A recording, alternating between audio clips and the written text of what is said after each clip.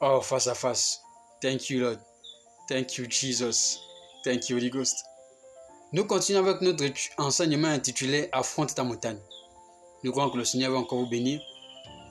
Dans la troisième partie, nous avons clairement parlé d'un petit 1. Le petit 1, évidemment, nous ne l'avons pas mentionné. C'était simplement identifie cette montagne. Et maintenant, nous abordons le petit 2 intitulé Attaque cette montagne. Parce que lorsque vous avez identifié votre adversaire, vous prenez les mesures qu'il faut pour l'attaquer. Nous allons partir de Samuel chapitre 17 au verset 46. C'est David qui parle ici, il dit « Aujourd'hui l'Éternel va te livrer entre mes mains, je t'abattrai et je te couperai la tête. » On va même s'arrêter là. Il dit « Aujourd'hui l'Éternel va te livrer entre mes mains. » Vous savez, l'une des choses que vous devez comprendre, c'est que lorsque vous avez identifié la montagne, ou encore c'est que Dieu vous l'a littéralement livré entre vos mains. Parce que tout ce qui est dévoilé est condamné. Lorsque vous avez identifié l'adversaire ou la montagne, c'est que Dieu l'a littéralement livré entre vos mains.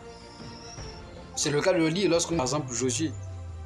La Bible explique clairement dans Josué chapitre 1 au verset 2 que l'Éternel dit à Josué, « Regarde, je livre entre tes mains Jéricho et son roi, ainsi que ses vaillants soldats. Je livre entre tes mains. » C'est la même chose que David a dit ici. Aujourd'hui, l'Éternel va te livrer entre mes mains. L'une des choses que vous devez comprendre, c'est que lorsque vous avez identifié votre adversaire, Dieu vous a littéralement livré votre adversaire entre vos mains. Le problème de plusieurs personnes, c'est qu'ils demandent à Dieu de faire ce qu'eux, ils sont censés faire. Et c'est ça le problème. La Bible dit clairement, si quelqu'un dit à cette montagne, David a parlé à Goliath. Il n'a pas Dieu de venir faire tomber Goliath. Il n'a pas dit à Dieu de tuer Goliath. Ne prenez pas vos responsabilités pour les donner à Dieu. La Bible dit clairement, Jésus a dit, voici je vous ai donné le pouvoir de marcher sur les serpents, les scorpions et sur toute la puissance de l'ennemi et rien ne pourra vous nuire. Que nous avons une certaine responsabilité dans notre combat. Ce n'est pas à Dieu de venir interférer ou venir intervenir dans tous les combats que nous avons. Il y a des montagnes que seuls nous avons le devoir de les combattre. Parce qu'il n'y a pas de témoignage sans problème. Il n'y a pas de mission sans nomination. C'est vous qui êtes montagne. Ce n'est pas Dieu qui doit venir combattre à votre place. Si quelqu'un dit à cette montagne, vous devez parler à cette montagne. Vous ne devez pas dire, oh Dieu, viens faire tomber cette montagne. Oh Dieu, viens faire... Non, c'est à vous de parler à cette montagne. C'est à vous de parler à cette montagne. Si c'était un hôtel familial contre le mariage, un hôtel familial contre le travail, un hôtel familial contre la santé, contre la réussite, vous devez ordonner, déclarer au nom de Jésus que cela s'arrête, c'est brise. De la première à la dernière génération. C'est une question d'autorité. Vous devez prendre l'autorité contre cela.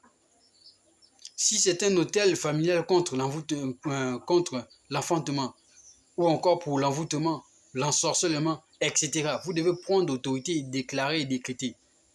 Et vous devez prendre les mesures qui vont avec. Vous devez le faire, par exemple, dans le jeûne et la prière. Parce que, voyez-vous, ce sont des choses qui ont commencé avant vous.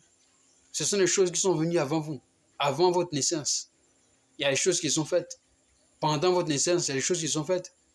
Et contre votre naissance, il y a aussi des choses qui se sont peut-être faites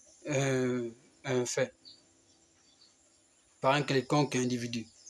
Donc c'est à vous de prendre l'autorité contre ce genre de choses. Parce que le combat est spirituel. Et c'est à vous de prendre au sérieux ce qui se passe. Lorsque vous avez identifié votre adversaire, il faut l'attaquer avec précision. Avec précision. Nous croyons que le Seigneur vous a béni aujourd'hui à travers cette 4e partie. Et nous allons nous arrêter là et continuer prochainement. Que le Seigneur vous bénisse face à face.